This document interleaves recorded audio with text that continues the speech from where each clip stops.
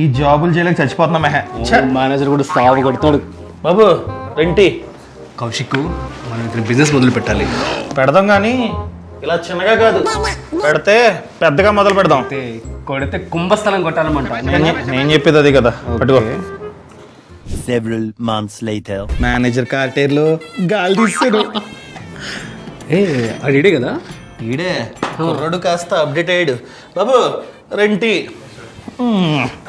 కౌశిక్, మనం ఒక పెద్ద బిజినెస్ మొదలు పెట్టాలి. పెద్దగా పెడదాం, ఈళ్ళలాగా చిన్నగా కాదు. ఏం మొదలు పెడదాం ఆలోచిద్దాం. టీ దాకా ఫస్ట్ అయితే Many months later. జనవరి 1 కల్లా ఎలాగైనా బిజినెస్ మొదలు పెట్టాలి. అవును. ఏం తీసుకుందాం? 2 banana milk shake, 2 banana milk Sheikh.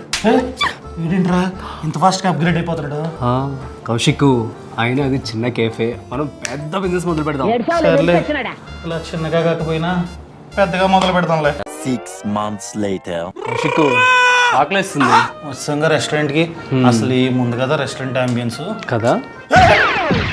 ఏమైంది? ఆడినవాడు వాడే. ఏంటి ఇంతలా అప్గ్రేడ్ అయిపోయాడు?